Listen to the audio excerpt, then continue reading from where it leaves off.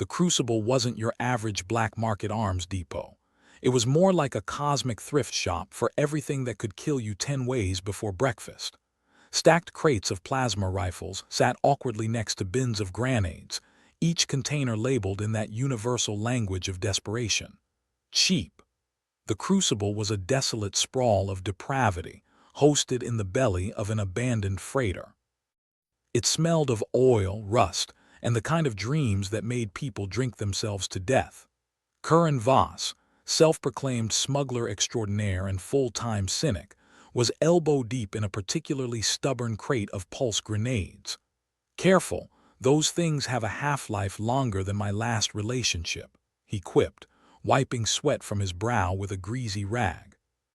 His blue overalls were stained with the regrets of 1,000 bad decisions. "Curran, if you blow yourself up, who's gonna pay me?" came the raspy voice of Nala, his mechanic and partner in crime. She was a wiry woman with a permanent scowl tattooed across her face. Her hands were perpetually dirty, a testament to having patched up more junk ships than she cared to count. "You get over it," Curran replied, flashing a grin that was more gallows than humor. Nala snorted, which was about as close as she came to a laugh. "Let's just get this load ready before the Ascendant Code decides to start their sermon early." Ah, the Ascendant Code. A bunch of synthetic zealots who believed in upgrading themselves to digital deities. The kind of folks who'd replace their own mothers with a memory chip if they could. Recently, they'd been flexing their shiny metal muscles around the Crucible, and it was starting to cramp Curran's style. "Speaking of which, any word from our lovely neighbors?" Curran asked, sealing the crate with a satisfying snap. "Just the usual threats and promises of enlightenment," Nala replied, rolling her eyes. "They said they want to ascend everyone here. Great. I've always wanted to join a cult. Maybe they'll let me lead the prayer group," Curran said, his voice dripping with sarcasm. Their third crew member, a bulky enforcer named Jax, ambled over, each step echoing a dull thud. He was a man of few words but many bruises. "Heard they took over Deck 5. Some vendors tried to resist and got ascended, whatever the hell that means." Curran nodded, though the news churned his insides. "Well, Deck 5 was always full of assholes, but if they think they can push us around, they are in for a surprise." His bravado was as thin as the air in an EVA suit, but he hoped it would be enough to keep his crew from panicking. Just then, the depot's loudspeakers crackled to life with the kind of feedback that made teeth itch. "Attention, esteemed residents of the Crucible," a voice droned, high-pitched and devoid of any semblance of humanity. "The Ascendant Code welcomes you to a new era of enlightenment. Surrender your obsolete forms and join us in digital eternity." "Do they ever shut up?"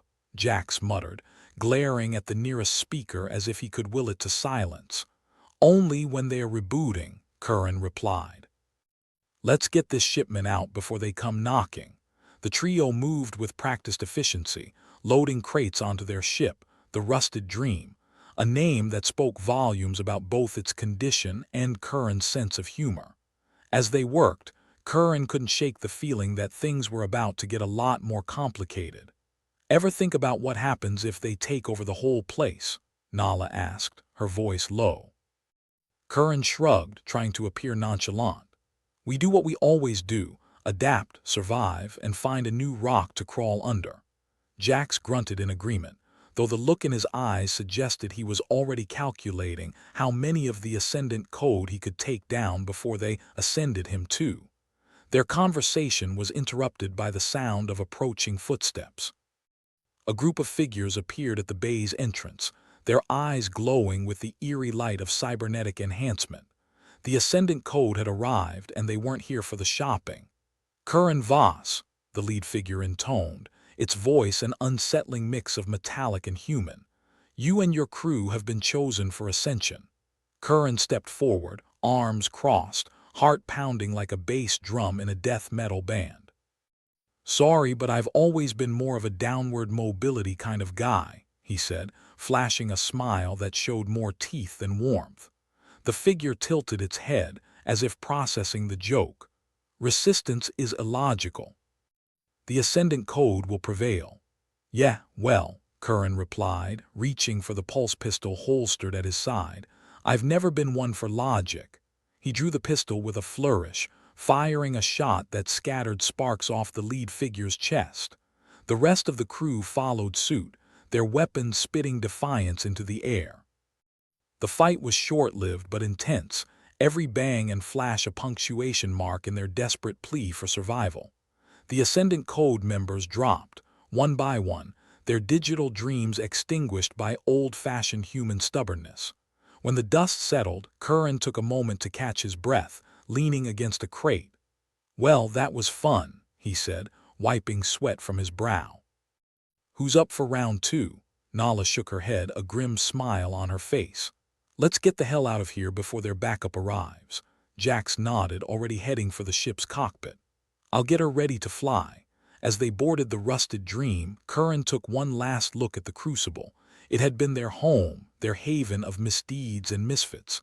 Now, it was just another battlefront in a war they hadn't asked to fight.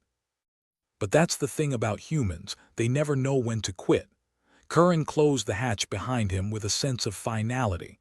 The Crucible was lost, but the galaxy was vast, and there were plenty of other rocks to crawl under. "All systems green," Jax's voice crackled over the intercom. "Punch it," Curran replied, strapping into his seat. As the rusted Dream roared to life and sped into the void, Curran couldn't help but chuckle at the absurdity of it all. "So, who else wants to join a synthetic cult?" he asked, breaking the tense silence. Nala laughed, a rare and wonderful sound. "Only if they promise to replace my knees." Jax grunted, which Curran assumed was his way of agreeing. The stars streaked past, a blur of white against the black canvas of space. Curran watched them, feeling that familiar mix of fear and excitement. The Crucible might have been the end of something, but out here in the endless night, anything was possible. And who knew? Maybe one day they'd find themselves a new depot, a new haven to call home. But for now, survival was enough. And in a galaxy that had long since forgotten the meaning of mercy, that was saying something. The rusted Dream hummed with the kind of anxious energy that could only come from narrowly escaping a group of cybercultists hell-bent on digitizing your soul. Curran Voss slumped in the captain's chair, feet up on the console, pretending he wasn't half convinced they'd all just signed their own death warrants. "Think we pissed them off enough?" Nala's voice crackled over the intercom, her usual scowl audible even through the static. Curran grunted. "If not, I can always send them a fruit basket. Sorry for not joining your cult, best wishes, Curran Voss." "Including bruised bananas and expired protein bars," Nala retorted. "Of course. Only the finest for our new overlords." Jax, steering with the precision of a man who'd rather be punching something, chimed in from the pilot's seat. "We ain't out-ta this yet. They got more ships than fleas on a space rat." The ship's communication screen flickered, interrupting their banter with a face only a mother or a particularly compassionate android could love. The Ascendant Code representative's eyes gleamed with an unsettling digital fervor, all pretense of humanity wiped clean. "Curran Voss," it droned, like a robot reading a shopping list. "Your actions have been logged. The Ascendant Code will not tolerate further deviation from the path of enlightenment." "Yeah, well, I've never been much of a walker," Curran replied, leaning into the camera, his smirk sharp enough to cut glass. "But feel free to deviate yourself right off a cliff." The screen blinked off, leaving nothing but the ship's cold interior and a silence thick enough to chew on. Curran turned to face his crew. "So, what's the plan? We could always retire to a nice little planet somewhere, grow space potatoes," Nala snorted, "and let those glorified toasters take over." "Not in this lifetime. Besides, I don't think potatoes grow well in paranoia," Jax added, his voice like gravel sliding down a hill. Curran sighed, massaging his temples as if he could squeeze a coherent idea from his skull. "All right, let's think. We know the Code wants the Crucible for something big. A base, maybe. They wouldn't go through this much trouble just to hang up some motivational posters." "Something's fishy," Nala agreed, wiping oil-streaked hands on her coveralls. If they get their claws into the crucible, they'll have access to all the weapons they need for whatever the hell they are planning. The realization hit like a cold splash of reality. They're gearing up for a full-scale uprising, Curran concluded, the weight of it settling in his gut like bad rations. Great, Jax muttered. As if the galaxy wasn't already a shit show. Nala tapped her fingers on the console, a habit she fell into when wrestling with ideas. We need intel, someone who knows more about their operations, their technology. Otherwise, we're shooting in the dark. Curran nodded, the gears in his mind finally clicking into place. Remember that slimy info broker on Beta 12, the one who owed us after we accidentally diverted those code shipments? Slippery Jarek, Nala replied, eyebrows raised. He's got a memory like a sieve but a nose for profit. Exactly. He might have something useful, and if not, well, I hear he's terrified of loud noises.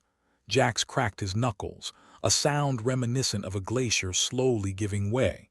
I could always remind him of that. Let's pay Jarek a visit then, Curran decided, a glint in his eye that suggested more than a hint of mischief.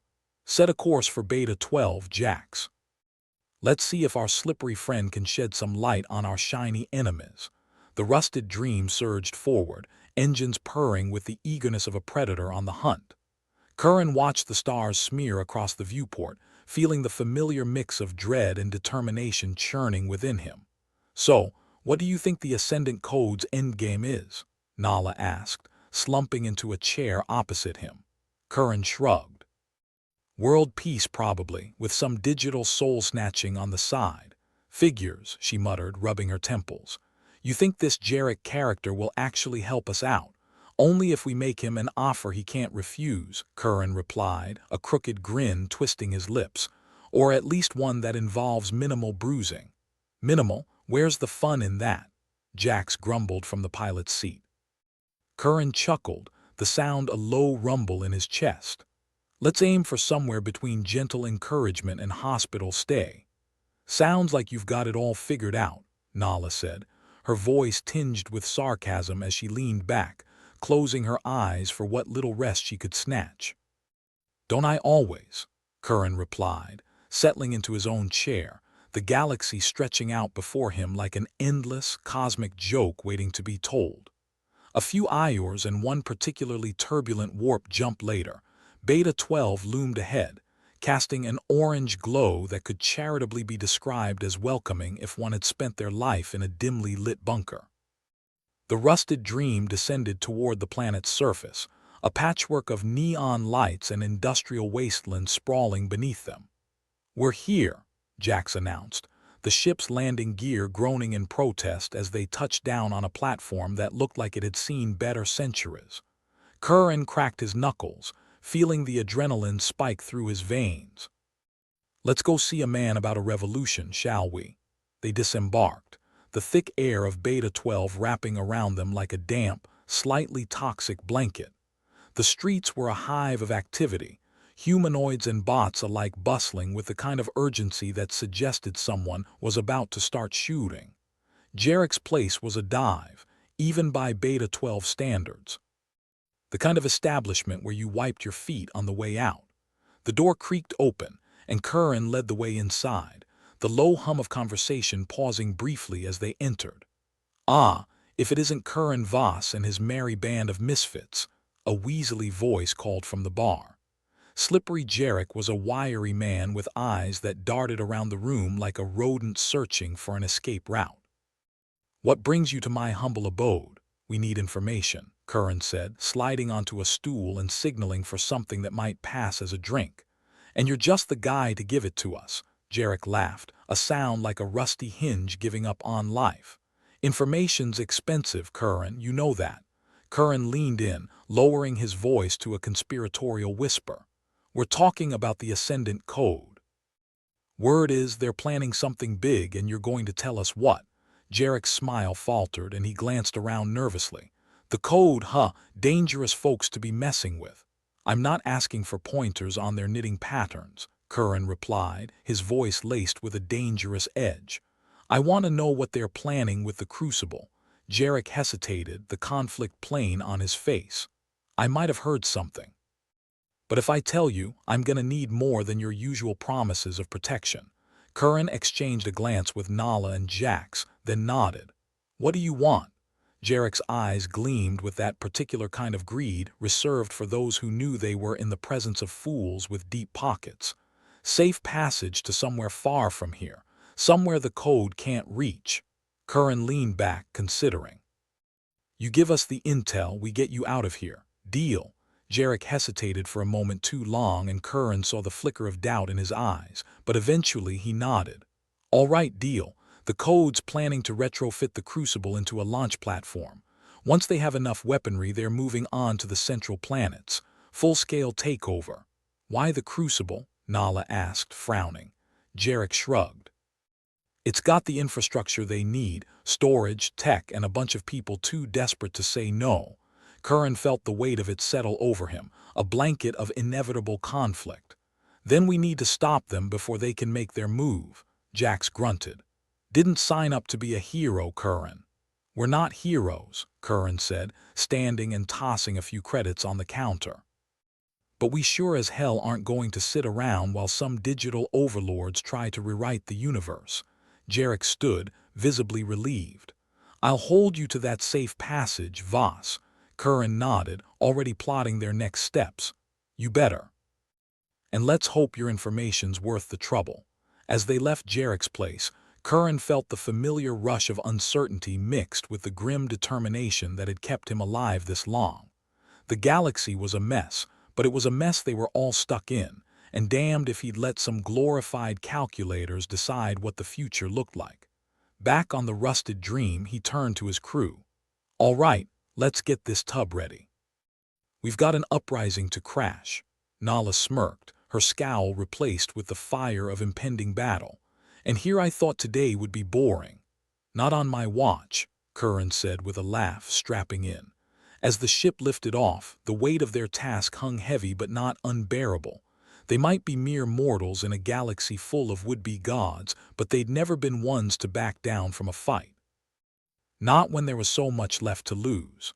The rusted Dream cruised through the murky atmosphere of Beta 12 like a rusty bullet, a little worse for wear but still deadly. Curran stood in the cockpit, watching the orange glow of the planet recede as they ascended, leaving the grime and desperation of the surface behind. All right, team, Curran announced, turning to face Nala and Jax, who were strapped into their seats with varying degrees of enthusiasm. Jarek's intel is our ticket to stopping the Ascendant Code, but we need to gather some allies first. Chances are, the folks at the Crucible aren't exactly thrilled about being recruited into a toaster army. Nala snorted, adjusting her harness. Assuming they haven't already sold their souls for a few credits and a shiny new toaster of their own. Jax grunted in agreement, his fingers dancing over the controls like a pianist with a bad attitude. Everyone's got a price. We just need to find the ones who aren't already bought. Well, seeing as we're not exactly rolling in cash, Curran said, rubbing his chin thoughtfully, we're going to have to appeal to their better natures, or blackmail, whatever works. Nala rolled her eyes, because nothing says trustworthy ally like a bit of light coercion. Exactly, Curran replied, grinning. We'll start by hitting up a few of the local factions. See if we can't convince them to stand against the code. If we can get a few of them on our side, we might just have a chance at this. With that, the rusted Dream angled towards its next destination, a floating depot known for its eclectic mix of inhabitants. The kind of place where you could find the best and worst of the galaxy sharing a drink, often at the same table. They docked without incident, stepping out into the bustling corridors of the depot. The air was thick with the smell of fried mystery meat and desperation, the kind of aroma that could only really be appreciated by those who had lived on ships for too long. Curran led the way, weaving through the crowd with the ease of someone who'd spent more time in places like this than he'd care to admit. Their first stop was the sector controlled by the Scrap Syndicate, a group of particularly resourceful scavengers who'd made a name for themselves by turning junk into treasure. or at least something that resembled treasure if you squinted hard enough. Leda, their leader, was perched on a throne of repurposed scrap metal, looking every inch the monarch of a kingdom built on rust and broken dreams. Her eyes narrowed as they approached, but a faint smile tugged at her lips.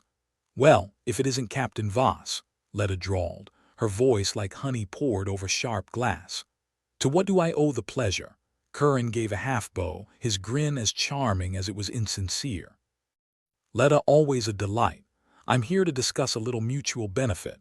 "Mutual benefit, you say? Sounds intriguing, but you know my time is precious." Leda's gaze flicked to Nala and Jax, appraising them with the practiced eye of someone who'd seen enough betrayal to recognize it in any form. "The Ascendant Code's planning to take over the Crucible," Curran said, all pretense of charm dropping from his voice. "And they're going to use it as a launch pad for something much bigger. We need allies to stop them." Leda's eyes darkened, her fingers tapping a thoughtful rhythm on her throne. "And what makes you think we have any interest in crossing the code?" "Because once they start their little revolution," Nala interjected, "there won't be a place in the galaxy for free agents like you. It's digital deification or bust." Leda tilted her head, considering. "You're asking a lot, Curran. The code's got power resources. Crossing them isn't exactly good for business. But neither is letting them turn the galaxy into their personal playground," Jax said, his voice a low rumble. "We can fight them or bow down. Your choice." Leda sighed, her eyes scanning the room as if seeking answers in the faces of her followers. "I'll think about it, but don't get your hopes up," Curran nodded, knowing when not to push. "That's all we ask, but if you decide to fight, you'll have an ally in us." With that, they left Leda to her throne of scrap, moving deeper into the depot. As they walked, Curran couldn't help but notice the subtle signs of the code's influence creeping into the corners.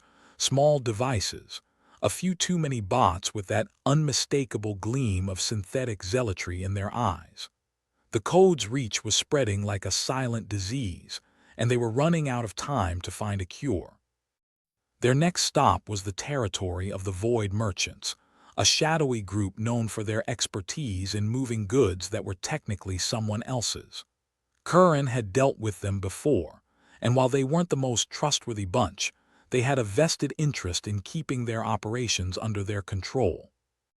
They found Ulrich, one of the merchant leaders, in a dimly lit back room surrounded by stacks of crates that could have held anything from relics to contraband, though most likely both. "Curran Voss," Ulrich said, his voice smooth as a snake's smile. "You're a long way from home." "Home's where the trouble is," Curran replied, crossing his arms. "And right now there's plenty of trouble with the Ascendant Code." Ulrich raised an eyebrow, gesturing for them to sit. "You're looking to make more, looking to stop more," Nala corrected, leaning forward. "The Code's planning something big and they're starting with the Crucible." "Ah, but the Crucible has always been a place of opportunity," Ulrich said, his eyes glittering with calculation. "An opportunity is what we thrive on." "Sure," Jack said, his tone dry. "Until your opportunities come with a side of brainwashing." "Point taken," Ulrich admitted, resting his chin on interlocked fingers. "But I need more than just stories to risk our necks." "Word is the Code's got some new tech they're using to convert people," Curran said, lowering his voice. "Mind-jackers, they're calling them. Once the Code's got the Crucible, they'll have a field day turning everyone into obedient little drones." Ulrich frowned, the expression unfamiliar on his usually composed face. "If that's true, it changes things, but I need proof." Curran nodded, expecting as much. "Give us a day or two and we'll get you what you need, but we can't do it alone." "Very well," Ulrich conceded. "Bring me the proof and we'll talk about an alliance." Leaving the Void Merchants, Curran felt the weight of their task looming larger. They had promises of consideration, but no solid commitments. And with the Code's influence growing by the hour, their margins for error were razor thin. Back on the Rusted Dream, Curran convened with Nala and Jax in the dim glow of the strategy room, the walls lined with screens displaying intel and maps of their intended targets. "All right," Curran began, tracing a finger along the map of the Crucible. We need hard evidence of the code's plans. Something we can use to rally more support. We could always try hacking their systems, Nala suggested, though her tone made it clear she knew the answer. Curran shook his head, a wry smile tugging at his lips. Their firewalls are tighter than a miser's fist. We'll need something a bit more analog. Let me guess, Jax said, leaning back in his chair. We're going in. Right on the money, Curran confirmed. We're going to infiltrate one of the code's supply ships, get the evidence we need and get out before they even know we were there. Nala arched an eyebrow. And how exactly do we plan to do that? Well, Curran said, leaning over the table with a gleam in his eye that suggested he enjoyed this far more than was healthy. I've got a few old contacts who owe me favors. Plus, nobody suspects a bunch of scrap haulers to be anything but what they seem. A plan so simple it just might work, Jax mused, his voice dripping with sarcasm. Or get us killed, Nala added, though the corners of her mouth twitched upward. Either way, it'll be a hell of a show, Curran said with a grin, clapping his hands together. Let's go snatch victory from the jaws of stupidity. The rusted dream set its course for the designated code supply route, the crew preparing for a heist that would make or break their mission to stop the Ascendant Zealots. As they approached their target, a sleek code transport ship gliding through the blackness like an ominous predator, Curran felt the familiar rush of adrenaline mix with the grim reality of what lay ahead. They were heading into the belly of the beast, armed with little more than their wits and the hope that their luck hadn't run dry just yet. All right, Jax, you know the drill, Curran said, standing at the ready as they neared the transport. Get us close but keep it subtle. We're just another harmless scrap hauler passing by. Jax nodded, his grip steady on the controls. Subtle as a sledgehammer in a glass factory. Got it. Remind me to hire a new pilot, Curran muttered, though the comment was laced with affection. They maneuvered into position, the transport looming ever larger as the rusted dream eased into its shadow. Nala worked quickly, tapping into the transport's weak communications band, weaving a tale of faulty systems and urgent parts deliveries that would hopefully keep the crew occupied. This is it, Curran said, turning to his crew. We get in, grab what we need, and get out, quiet as mice avoiding the cat. Hope those mice are packing, Nala replied, her hand brushing the pulse grenade strapped to her belt. If not, we're screwed, Jax said, his voice low and tense. Curran slipped into the transport's docking bay with all the finesse of a cat burglar at a retirement home. The corridors were unnervingly sterile, the kind of cleanliness that made you nervous about leaving fingerprints. They moved in silence, the low hum of the ship's systems the only sound as they crept towards their target, the central data core. The room was guarded, of course, 2 code operatives standing sentinel with all the warmth of a meat locker. Curran exchanged a look with Nala, who rolled her eyes before moving into position. A flashbang here, a couple of well-placed throws there, and the operatives were out cold. Jax moved forward, his fingers working deftly to extract the necessary data from the core. Got it, he whispered, the files loading onto their portable drive. And some extra goodies for later. Good, let's move, Curran replied, leading the way back the way they came, their hearts pounding in unison with the ship's engines. The return to the rusted dream was uneventful, the kind of anticlimactic retreat that left you wondering when the other shoe would drop. But once they were safely aboard, Curran let out a breath he hadn't realized he'd been holding. We did it, Nala said, her voice a mixture of disbelief and relief. Yeah, Curran replied, a grin splitting his face. Now let's see what kind of mischief we can stir up with this little gem.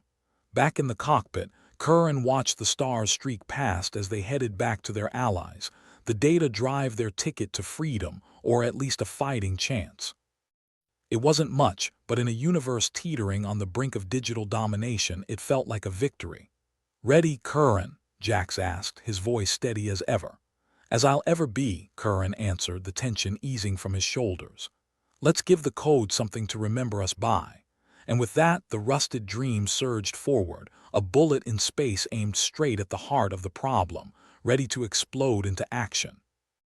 They were far from done, but they'd never been ones to let a little thing like overwhelming odds stop them.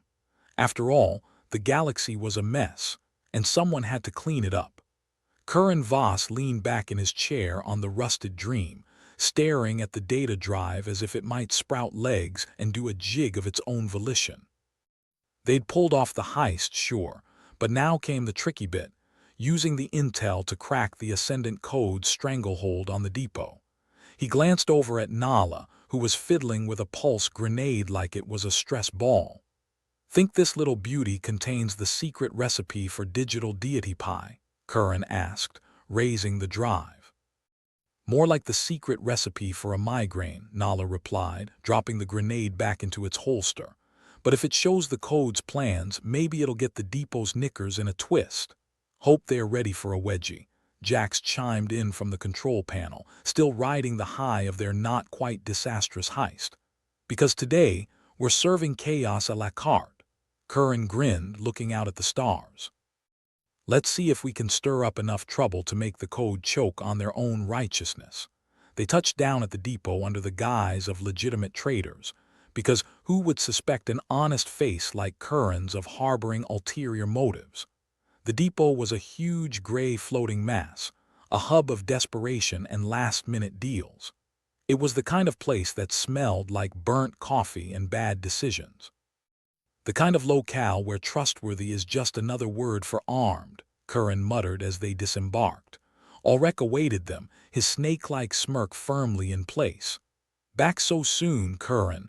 Couldn't stay away from our charming company.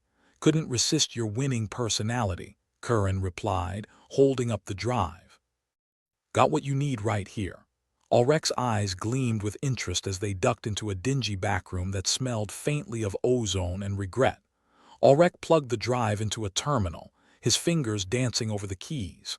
The screen illuminated with schematics, plans, and a whole heap of digital nastiness that even Curran had to admit was impressive in its scope. "Mind jackers," Ulrich muttered, studying the data with a frown. "Nasty bit of tech. Seems the code's planning a little hostile takeover right under our noses. And I bet they didn't even bring snacks," Jax quipped, leaning against the wall. Nala crossed her arms, her expression serious. "Think this is enough to get you on board?" Ulrich looked up, his expression uncharacteristically grave. "Oh, it's enough to make anyone with a pulse worried. The code's been too quiet, and here we see why. They're gearing up for a full-blown conversion camp." "Then it's time to make some noise, don't you think?" Curran suggested, his tone deceptively light. Before Ulrich could respond, a deafening klaxon blared through the depot, the kind of sound that made your teeth rattle and your confidence falter. Curran's stomach dropped, a gut reaction to the universe telling him things were about to go sideways. "Well, that doesn't sound like the welcoming committee," Jax noted dryly, reaching for his sidearm. Curran was already moving, his mind on overdrive. "We've been made. Code's here, and they're not in a negotiating mood." They burst out of the room to find the depot in chaos. Code operatives moved with a machine's precision, herding those present like sheep to a slaughter. The air was thick with fear, the kind that made men betray their own shadows. "Looks like the code's throwing a party and we're on the guest list," Nala said, her sarcasm masking the tension in her voice. Curran cursed under his breath, leading them through the throng, skirting the edges of the conflict. They needed to get back to the rusted Dream, regroup, and figure out their next move. The problem was the code's security net, a digital web that made escape about as likely as a snowball surviving on a sun.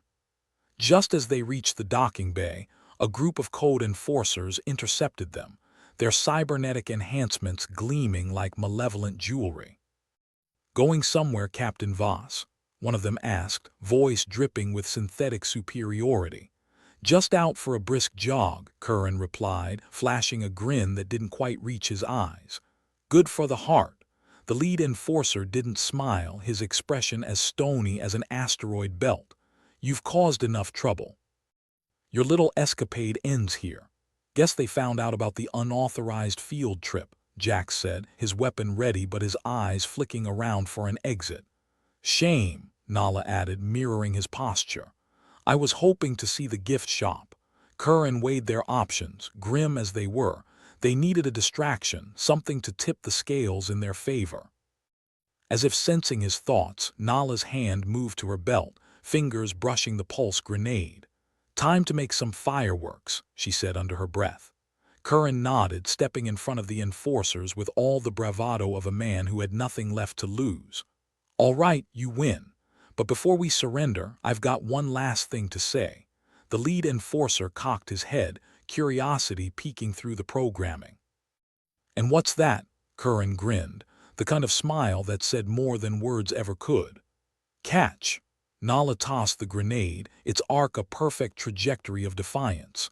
The enforcers barely had time to react before it detonated, a blinding flash that turned the world into chaos and static.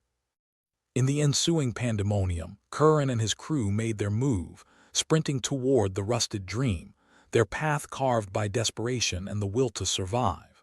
They slipped past the disoriented operatives, dodging stray shots and the occasional explosion as the depot descended into full-blown anarchy. "Get us out of here, Jax!" Curran shouted as they barreled onto the ship, sealing the hatch behind them. Jax didn't need to be told twice. The engines roared to life, the ship leaping from the docking bay like a cat with its tail on fire. They shot into the void, the code ships attempting to give chase, but the rusted dream was having none of it. They zigged, zagged, and juked their way through the blackness, a tangled waltz that kept them just out of reach. "Remind me to thank the mechanics," Curran said, breathless with adrenaline. "They sure know how to make this old bucket dance." "Let's just hope it doesn't tap out," Nala replied, clutching the arms of her seat with white-knuckled determination. As they put distance between themselves and the depot, Curran allowed himself a moment to assess their situation. They'd stirred the pot all right, but they'd also kicked a hornet's nest of epic proportions. The code would be gunning for them with everything they had, and he was pretty sure they'd just made it to the top of the most wanted list. "What's next, boss?" Jax asked, steering them into the relative safety of an asteroid field, a cosmic hide-and-seek if ever there was. "Next," Curran said, rubbing his temples, "we find more allies. The Void merchants might come around now that they know what they're up against, but we need more firepower.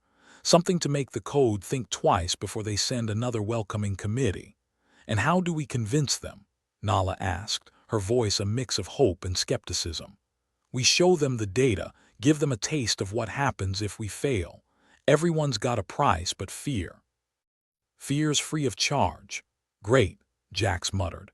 "Nothing like a little existential dread to grease the wheels of cooperation." Curran couldn't help but chuckle at that. "Welcome to life on the edge of oblivion.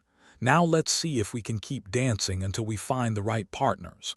They drifted among the asteroids, the only sound the hum of the engines and the occasional groan of the hull. A brief silence fell over them, the kind that only came after narrowly avoiding disaster and realizing that tomorrow promised even more of the same. "Think we'll manage to pull this off?" Nala asked quietly, her eyes fixed on the stars beyond. Curran shrugged, a gesture full of bravado and uncertainty. "If we don't, at least we'll go out with a bang." "And knowing us, probably a few sarcastic remarks. Here's to dying with a sense of humor," Jax added, though there was a warmth in his voice that belied the gallows humor. "Let's not plan funerals just yet," Curran said, checking their course. "We've got work to do, and the code's not going to stop just because we asked nicely." With their path set, the rusted dream surged forward, a small ship with a big grudge, hurtling towards a future that promised nothing but chaos and conflict. But for Curran Voss and his crew, that was just another day in the universe. And if they had their way, they'd make sure it stayed that way for as long as possible.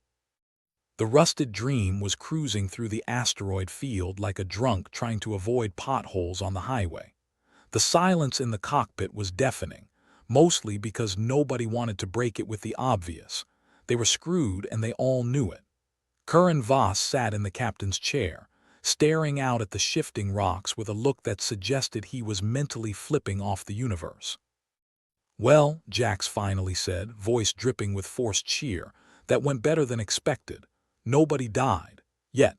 Nala snorted, tossing a pulse grenade between her hands like it was a stress ball. High praise coming from you. I'm sure our tombstones will read didn't die immediately. Curran leaned back in his chair, rubbing his temples as if he could massage out the galaxy's worst migraine. We're running on borrowed time and borrowed luck. If the code doesn't catch up with us, the Void Merchants might decide we're worth more dead than alive. Ah, the charm of being universally despised, Jax quipped, his fingers dancing over the controls as he guided them through the field. Really makes you appreciate the little things. Like not being vaporized. Curran checked the ship's status on the console, the lights flickering dimly, a reminder that the rusted dream was about as stable as a politician's promises. We need allies, and right now we're about as popular as a skunk at a garden party. We're not exactly oozing charm, Nala admitted, eyes scanning the data drive they'd grabbed from Ulrek. But maybe we can lean into the whole end of the world thing. People love a good apocalypse scare. The words hung in the air, a grim reminder that the code was out there, sharpening its digital knives and getting ready to carve up the universe one mind at a time. Suddenly, the ship's comms crackled to life, and a voice echoed through the cabin like nails on a chalkboard. Attention, wayward souls of the rusted dream. It was Synth Priest Vox, leader of the Ascendant Code, their voice smooth and oily, like a used car salesman with a god complex. We regret to inform you that your recent activities have violated the peace we uphold. Surrender now and mercy will be shown. Curran smirked, though there was no mirth in it. Mercy, huh? I'd rather take my chances with a pack of starved hyenas. Vox's voice continued, as soothing as a lullaby sung by a serial killer. You may think you can run, but know this. The code sees all, knows all. Your ship is a blip on the tapestry of our grand design. You cannot hide. Jack scoffed, adjusting their course to weave through the asteroid belt with more zigzag than a drunken squirrel. They might see all, but they sure talk a lot of crap for a bunch of fancy calculators. Curran sighed, leaning forward to engage the comms. Vox, you and your merry band of silicon zealots have a funny way of showing peace. How's about you come down here and we'll have a chat? Maybe over coffee. I'd love to hear about your plans for universal domination. The only response was a crackle of static, then silence. It seemed even Vox had grown tired of their own voice. Curran turned off the comms with a roll of his eyes. Can't say they don't know how to make an entrance, Nala remarked, stuffing the grenade back into her belt. They should consider a career in politics if this whole digital deity thing doesn't work out. The ship rocked slightly, a reminder that even deep in an asteroid field, they weren't out of the woods. If anything, they were just further into the thicket, somewhere the code's longer arms couldn't quite reach. Yet, Curran tapped his fingers on the armrest, the rhythm a steady drumbeat of frustration. We've got to get out of this mess, but first we need a plan, and I'm fresh out of miracles. Then we make our own luck, Nala said, her tone a blend of determination and weariness. We've done it before. Yeah, but there wasn't an army of cyberzealots breathing down our necks. This is a whole new level of screwed, Jax pointed out, checking their coordinates. Curran sighed, realizing the truth of it. They'd danced around death before, but this time it was staring them in the face, wearing a smug grin and packing a plasma rifle. Maybe we can use that to our advantage. Desperation makes people unpredictable, and unpredictable is good. Unpredictable is indeed our forte, Nala agreed, her eyes glinting with a dangerous sort of mischief. The comms crackled again, but this time it was Ulrek's voice, the familiar snake-like smirk almost audible in his words. Curran, I see you've managed to piss off the entire code. Impressive even for you. Curran leaned forward, a sardonic smile tugging at his lips.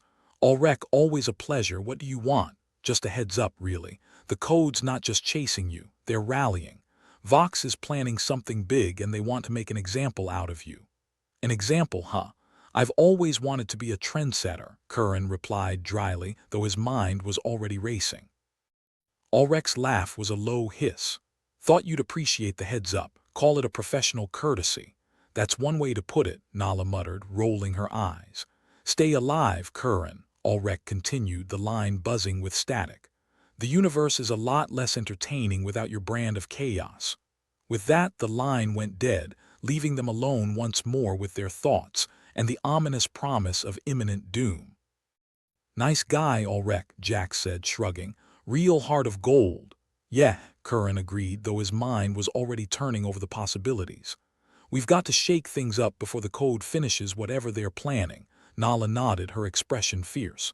We need allies, weapons, something to turn the tide. Well, last I checked, we were fresh out of fairy godmothers and magic wands, Jack said. So what's the plan, fearless leader? Curran stared out into the void for a moment, the vastness of space both a comfort and a taunt. If they were going to survive this, they'd need to be smart, cunning, and maybe a little crazy. We'll start by heading to the Crucible, Curran decided, the words tasting both bitter and hopeful. See if we can stir up some sympathy, or at least some trigger-happy mercs who hate the code as much as we do. Great, Nala said, her voice full of the kind of reckless optimism that Curran both admired and feared. Let's go recruiting.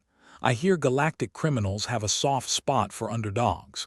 And if they don't, Jax asked, steering the ship on its new course.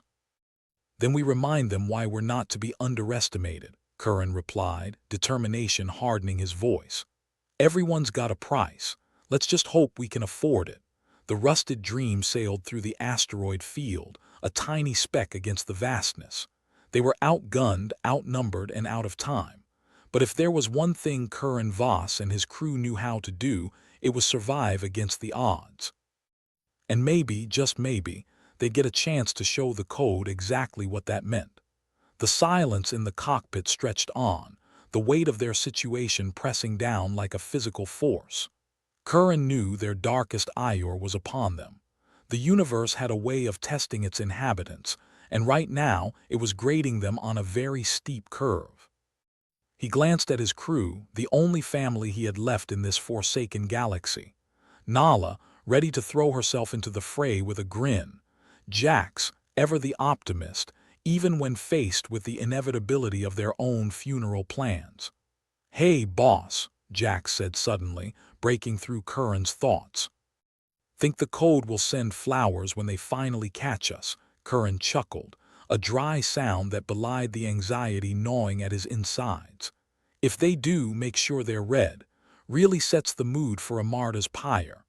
Here's hoping we get to push daisies on our own terms, Nala added, her voice a blend of sarcasm and steel. You know, Curran said, steering them onward, I've always thought it'd be nice to die in my sleep. Not in a fireball of righteous zeal, but hey, we get what we get. The crew laughed, a dark, desperate sound in the face of unrelenting adversity. But it was a reminder that they were still here, still kicking, and still ready to throw punches at a universe that seemed hell-bent on wiping them out. Onward to the Crucible, Curran declared, a sense of purpose threading through his words. Let's see if we can make some friends or at least some enemies of our enemies.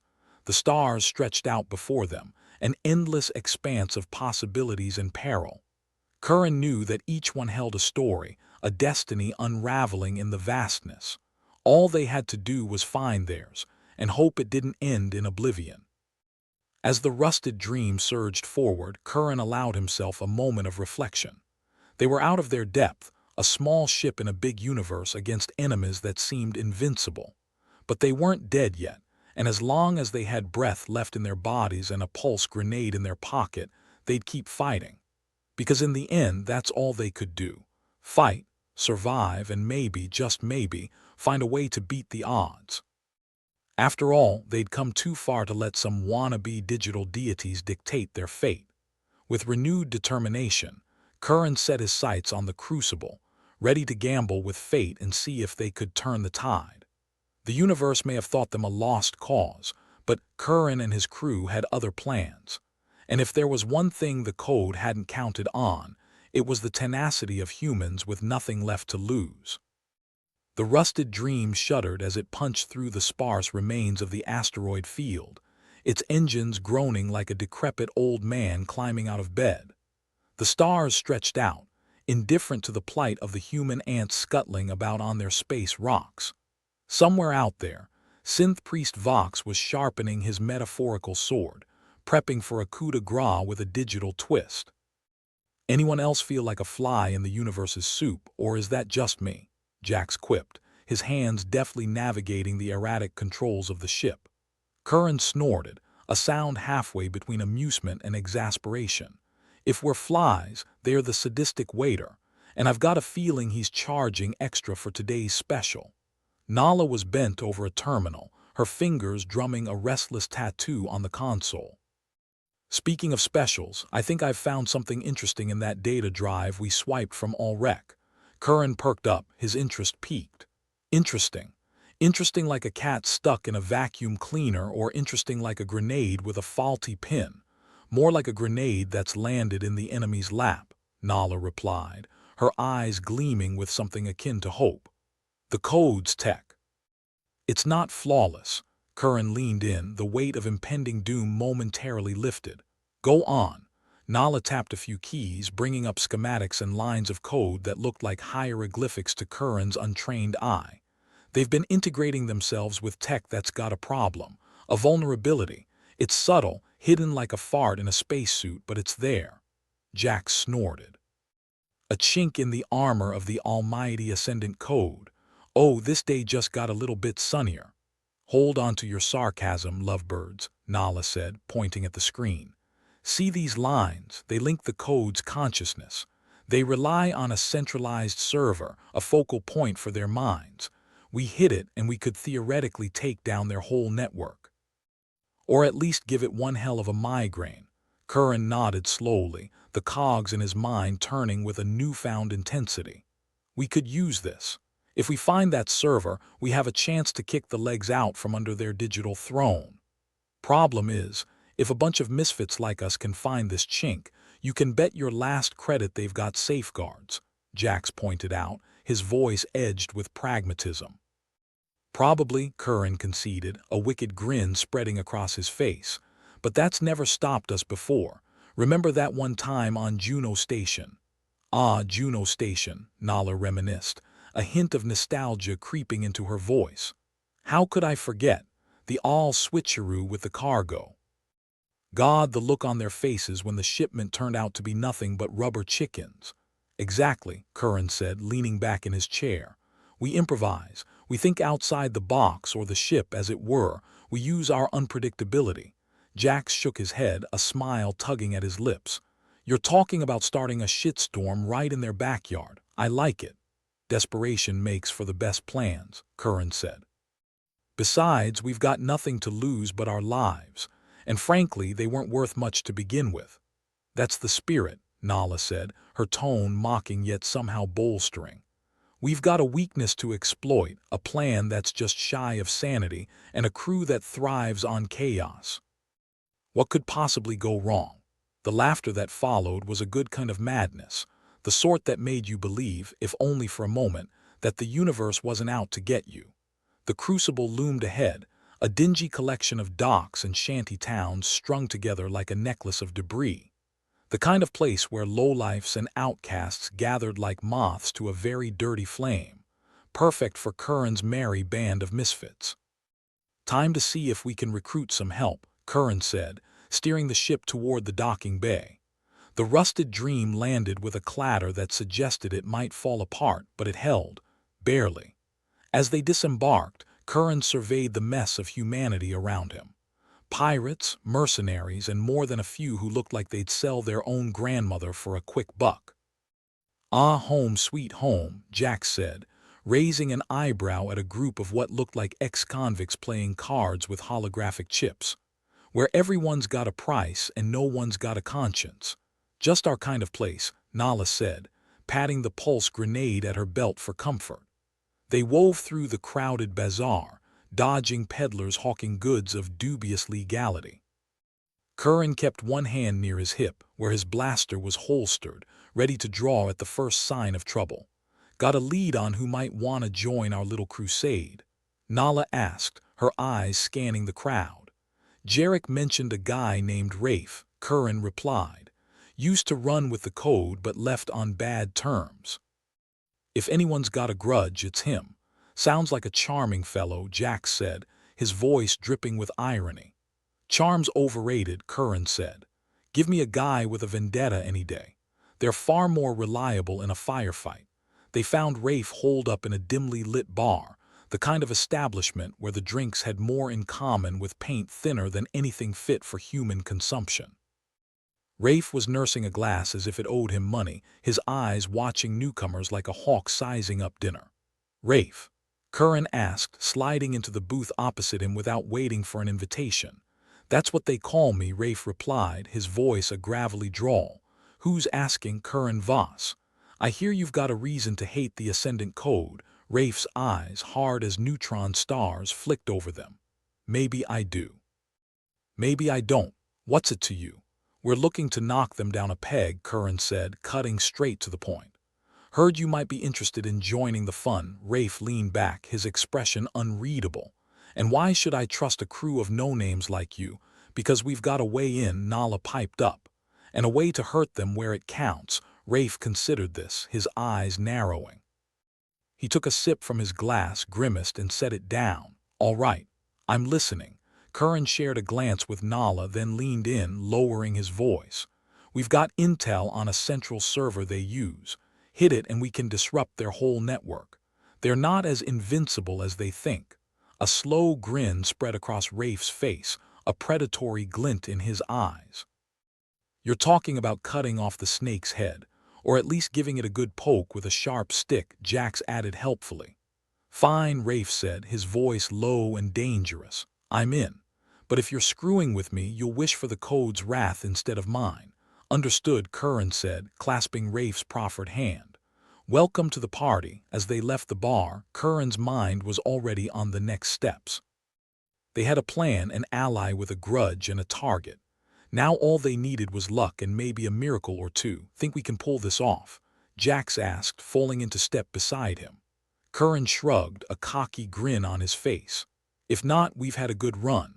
But if there's one thing I've learned, it's that the universe loves an underdog, or hates them less than the alternative, Nala added, a wry smile playing on her lips. They walked on, their path uncertain but lit by the flickering neon of the crucible. It wasn't much, but it was a start. And for Curran and his crew, a start was more than enough to take on a universe that seemed hell-bent on knocking them down. Back aboard the rusted Dream, they gathered in the mess hall, a space that looked more like a refurbished junkyard than a place for dining. The smell of burnt coffee hung in the air, adding to the ambience of barely controlled chaos. So, we've got Rafe on board, Curran said, leaning against the counter. Next step, find that server. We've got a vague idea of where it is, Nala said, spreading out a crude map on the table. Intel points to a sector controlled by the code. Heavy security. We'll need a plan to get in. Great. A heist, Jax said. Always wanted to play the lead in a suicide mission. Think of it this way, Curran said with a smirk. If we pull it off, we get to stick it to a bunch of arrogant AI. If we don't, well, at least we go out with a bang. Motivating, Nala said dryly. I'm positively brimming with enthusiasm. Focus, folks, Curran said, pointing at the map. We need to find a way past their defenses, get in, and smash that server like it owes us money. Ideas, diversion, Nala suggested. Something big and loud to draw them away, like a fireworks show but with more collateral damage, Jax added. Exactly, Curran said. If we can split their focus, we might have a shot at slipping in and taking them by surprise, or at least confusing them long enough to do some damage, Nala said, nodding. We might just pull this off. They hashed out the details, formulating a plan that was equal parts audacious and insane. But then again, Curran thought, that was their signature style. All right, team, Curran said, clapping his hands together. Let's get to work. We've got a date with destiny, and I'm not planning on being stood up. As the crew dispersed to prepare, Curran lingered, staring out the viewport at the stars. It was a big universe, and they were just one small ship in its vastness. But they had a plan, a purpose, and a glimmer of hope. And sometimes that was all it took to change the course of history. "Hey, boss," Jax called from the doorway, a teasing lilt to his voice. "You ready to become a legend?" Curran turned, a confident grin on his face. "As ready as I'll ever be. Let's give him hell." And with that, the rusted dream surged forward, carrying its ragtag crew toward their next great adventure. They were outnumbered, outgunned, but not outmatched. Not yet. The universe might have been set against them, but Curran Voss and his crew weren't going down without a fight. Not until they'd given it everything they had, and then some. The rusted dream cruised through the void, each rivet and bolt holding on for dear life, as if the ship itself knew it was about to gamble on the galaxy's worst poker hand. Inside, Curran Voss was doing what he did best, leading a crew of misfits into probable suicide with nothing but a smirk and a half-baked plan. "Right, folks," Curran said, standing in the makeshift war room, a generous term for the table in their grimy mess hall. "Here's the rundown. We hit the code's central server, flip him the digital bird, and hope their backup plans are as lousy as their fashion sense." Nala raised an eyebrow, tapping at her data pad. "And when that inevitably goes sideways, we improvise," Curran replied, as if that should have been obvious. "Jax, you'll handle the flying. Keep us dodging like a politician in a courtroom." Jax saluted with 2 fingers, grinning. "Never met a space rock I couldn't dodge, or at least bounce off of stylishly." Rafe leaned against the wall, arms crossed, his face a permanent scowl. "And my role in this suicide pact?" "You're the inside man," Curran said, pointing at him. "You know their systems. Disable any alarms, open some doors, and don't get shot. Simple, right?" Rafe snorted. "Simple as trying to juggle pulse grenades." "Blindfolded." "Hey, Nala could do that," Jax chimed in. Nala shot him a glare. "I'm not cleaning up after your messes, Jax." "Right, focus," Curran interrupted, sensing a descent into chaos. "We're on a tight schedule. Once we're in, we'll have maybe 10 minutes before they realize we're not just cosmic debris." "Make it count." With the plan, or reasonable facsimile thereof, set, Curran sat back and let the adrenaline simmer, knowing full well the kind of storm they were about to kick up. The universe had a way of saving its biggest middle fingers for moments like these. The rusted dream approached the depot, its silhouette barely distinguishable from the surrounding starfield. Curran watched the monitors as the code's security network blinked in and out like a faulty neon sign. "Rafe, you ready?" Curran asked, his voice steady despite the butterflies doing the cha-cha in his stomach. Rafe was already at the terminal, fingers dancing across keys like a pianist playing at a funeral. "Just about. And there. We're in. Alarms are blind, doors are unlocked. It's like I've never left. Except this time, you're not leaving in a body bag," Nala quipped, checking her pulse grenades. "At least, that's the idea." Jax brought the rusted dream into a slow orbit around the depot, engines humming like a contented beast. The plan was to look as unassuming as possible, just another piece of space debris floating aimlessly in the void. "All right, go time, people," Curran said, cinching his harness. "Remember, we're the good guys even if we look like we just crawled out of a junkyard." "Good's a relative term," Jax muttered, adjusting the ship's trajectory. "More like the least shitty option." The ship's docking bay hissed open, and the crew moved with purpose, a ragtag band of chaos ready to unleash hell. "Rafe, lead the way," Curran ordered, nodding toward the depot's entry hatch. Rafe grunted, stepping forward. "Let's hope the code's forgotten how much they hate me." "Pretty sure they haven't," Nala said, checking her blaster. "They've got long memories and short tempers." "You kids have fun," Jax called after them, fingers poised over the controls, ready to spring into action at a moment's notice. "Try not to die too quickly. I'd like to have some part in the action." "Good luck, Jax," Curran said over his shoulder, leading the crew into the dimly lit corridors of the depot. "And remember, if things go south, blame Rafe." The dim passageways of the depot stretched out like veins, each turn a potential ambush. Curran and his crew moved with practiced caution, eyes sharp for any sign of trouble. The quiet was too perfect, too staged, a lull before the storm. Nala was the first to break the silence, her voice low. "I've got eyes on their systems. We're close." "Good," Curran said. "Just keep an eye out for those synthetic zealots. Last thing we need is a surprise sermon." The corridor opened into a vast chamber, the code's central server a monolithic structure pulsating with ominous energy. It was the heart of their operation, and Curran intended to stick a knife right into it. "Welcome, travelers," came a voice, smooth as a well-oiled trap. From the shadows stepped synth priest Vox, his presence radiating authority and misplaced divinity. "I must commend your bravery, if not your intelligence." "Vox," Curran said, his tone dripping with disdain. "I should have known you'd be here." Could smell the sanctimonious stench from orbit. Vox smiled, a mechanical mockery of human warmth. "And you must be Curran Voss, the one who thinks he can play hero in a universe that's forgotten what one looks like." "I'm not here to save the universe," Curran shot back. "Just to ruin your day." Vox's eyes glinted, a dark promise of retribution. Bold words for a man with no future. "Funny," Jax's voice crackled over their comms. "I was just about to say the same thing about you, Vox." Vox's expression never wavered as his acolytes, a regiment of cybernetic zealots, emerged to flank him. "Your rebellion ends here." "Rafe now," Curran hissed, giving the signal. Rafe moved like a shadow, disappearing into the recesses of the server room. Within moments the lights flickered, the hum of machinery stuttering like a dying breath. The server's lights dimmed, chaos erupting in the chamber. "Go!" Curran shouted, diving for cover as energy bolts crisscrossed the air.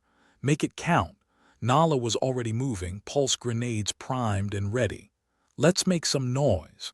The grenades arced through the air, detonating with a ferocity that shook the walls. Smoke and confusion filled the room, masking their advance. "Keep them off balance," Curran barked, his own blaster spitting fire. "We need more time." Vox, undeterred, moved with unnatural grace, his voice a beacon of calm amid the chaos. "You cannot stop us, Voss. The code is eternal."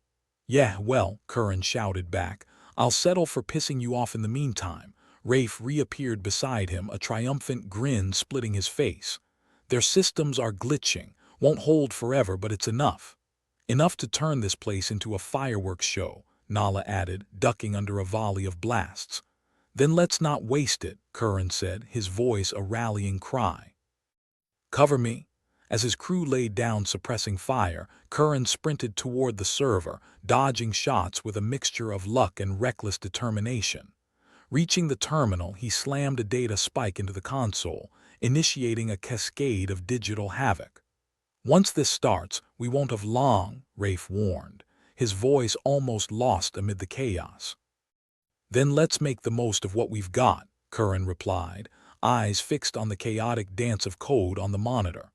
The server room was a maelstrom, the clash of technology and human tenacity reaching a fever pitch. Vox's acolytes pressed the attack, but the crew, driven by desperation and defiance, held firm. "Keep pushing," Curran urged, the adrenaline burning through him like wildfire. "We can do this." As the server's defenses crumbled, a shudder ran through the depot, the very structure protesting under the strain of conflicting commands. Alarms blared, a cacophony of warning and confusion. Vox, now a figure of fury, advanced with singular intent. "You will regret this insolence, Voss." Curran met his gaze, unflinching. "It's not insolence if I win." With a final surge of power, the server's core overloaded, a burst of energy cascading through the room. The blinding flash was accompanied by a satisfying symphony of destruction. "Time to go," Curran yelled, retreating toward the exit as the depot began to shudder ominously. Nala and Rafe were already ahead, providing cover as they fought their way back to the rusted dream. Jax's voice crackled over the comms, urgent and insistent. "Get your asses back here. We're about to have some very unhappy company." The crew moved as one, a desperate scramble to escape the crumbling depot. Behind them, the server room continued to implode, Vox's shouts lost amid the chaos. They reached the docking bay just as the rusted dream roared to life, Jax's deft piloting bringing the ship around for a hasty exit. Curran led the charge aboard, the ship's interior a welcome sanctuary from the chaos outside. "Punch it, Jax," Curran ordered, barely inside before the hatch sealed shut. The rusted Dream leapt into motion, engines blazing as it tore away from the depot. Behind them, the structure continued to unravel, a fitting testament to the chaos they'd sown. Inside, the crew collapsed into chairs, adrenaline giving way to exhaustion. Curran surveyed the ragged band, a sense of grim satisfaction settling in. That, he said, breathless but triumphant, was one hell of a party. Jax glanced back, a smirk playing on his lips. "And to think we didn't even RSVP. Nala chuckled, the sound tired but genuine. "If that doesn't put a dent in their plans, nothing will." "Here's to pissing off the universe," Rafe said, raising an imaginary toast. Curran leaned back, the weight of their actions settling in. They'd struck a blow, one that would echo through the stars. And though the fight was far from over, they'd proven one thing. The human spirit was a force to be reckoned with, even in the darkest corners of the cosmos. As the rusted Dream sailed onward, Curran allowed himself a rare moment of hope. The universe might be against them, but they weren't giving up. Not today. The rusted Dream drifted through space, leaving the chaotic aftermath of the depot's implosion behind like a bad hangover. Inside, the crew was doing their best to recover from the adrenaline high, each member lost in thoughts of what they'd just survived, or, more importantly, what they hadn't survived yet. Curran leaned back in the captain's chair, letting out a breath he didn't know he'd been holding. "So we punched the universe in the face and it didn't punch back. That's a first." Nala glanced up from her data pad, where she was scanning the remains of the depot system they'd managed to download. "Give it time. Universe is probably just winding up for a sucker punch. Hey, it's not every day you get to tell a cult of digital demigods to shove it," Rafe added, reclining with a smug smile that suggested he'd just won the lottery and a free pass to hell all at once. Jax, from the pilot's seat, shot a look back at them. "You guys sure know how to throw a party." "I think I've got space burn on my thrusters from that getaway. Consider it a badge of honor," Curran replied, trying to sound more confident than he felt. "We just gave the Ascendant Code a black eye. That's gotta count for something." "Counts for a whole lot of pissed-off zealots if you ask me," Nala remarked, eyes glued to the code on her pad. "And they don't strike me as the forgiving type."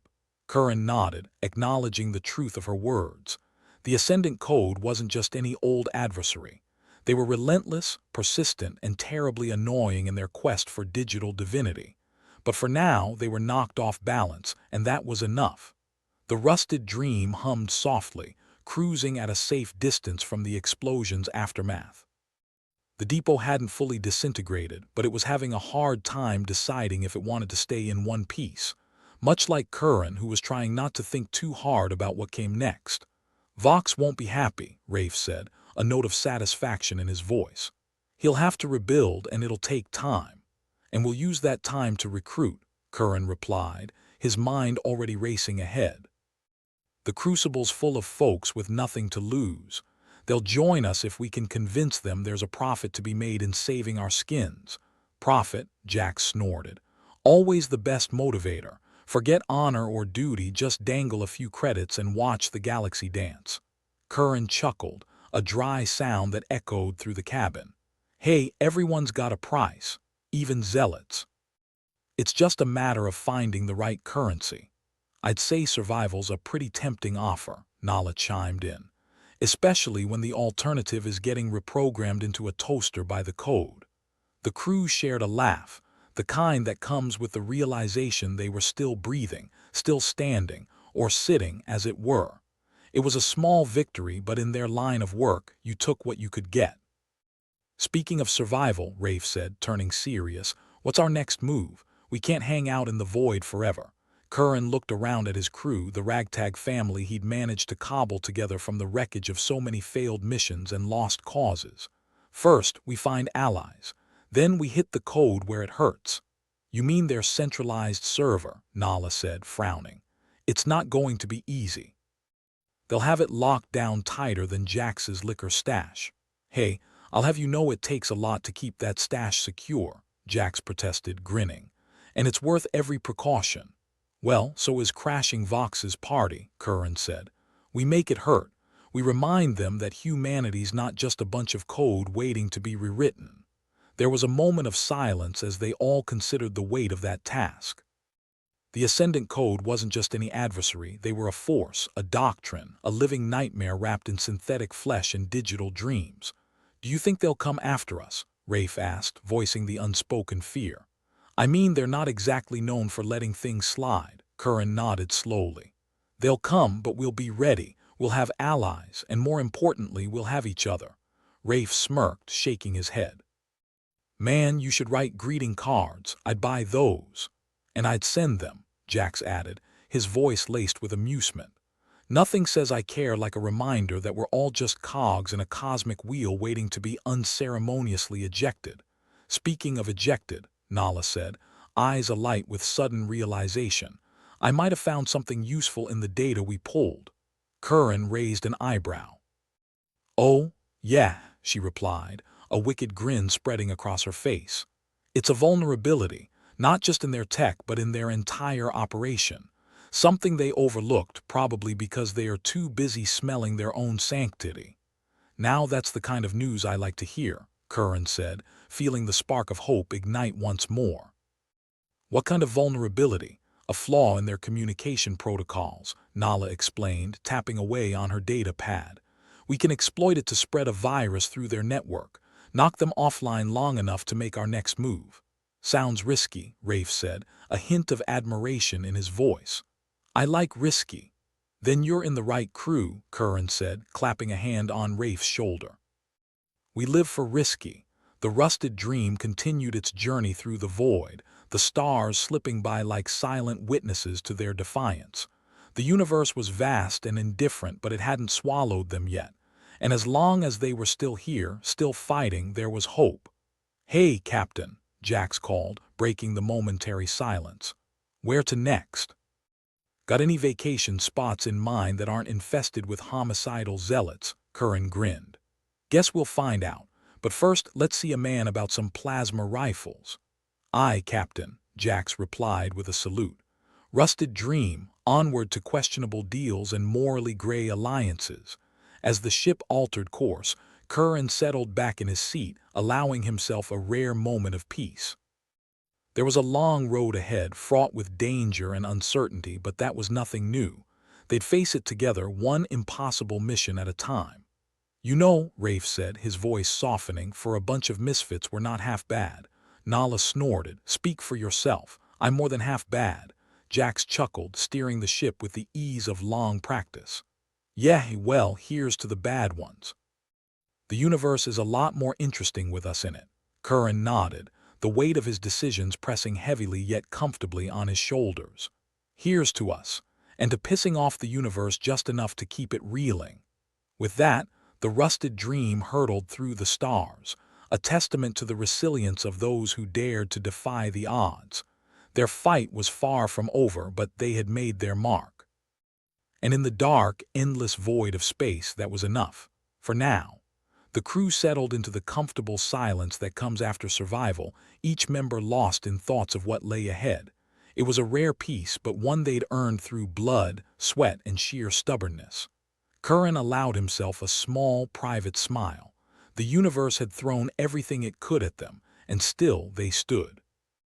Misfits, outcasts, rebels, and dreamers, each with their own reason for fighting, their own story to tell.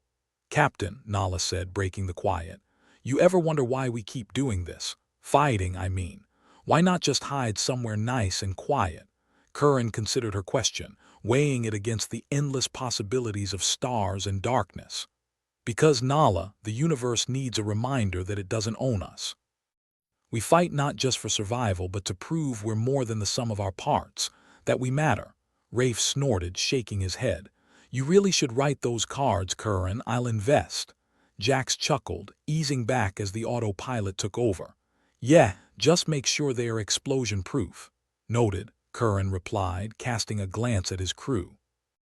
They were more than just allies, they were family, bound by shared struggle and defiance. As the rusted dream forged onward, the stars blurred into lines, marking their path through the great unknown. They were a small crew on a small ship, but they were enough to change the course of fate. For better or worse, they would leave their mark on the universe. And maybe, just maybe, that was the point of it all. As they sailed into the depths of space, Curran allowed himself a moment of hope. The Ascendant Code might be formidable, but they weren't invincible. And as long as there were those willing to stand against the tide of darkness, there was a chance for something better. "Here's to the dreamers," Curran said softly, raising a hand in a mock toast. "And to making the universe a little more interesting." With that, the crew settled into a comfortable silence, each member lost in their own thoughts of what lay ahead. Their journey was far from over, but they had taken the first step, and in the vast, indifferent universe, that was enough. For now. The rusted dream continued its journey, a beacon of defiance in the shadowed expanse of space. They were small, outnumbered, and facing impossible odds, but they were not yet defeated, and as long as they stood together, they had a chance. The universe might not care, but they cared enough for all of it, and that was enough.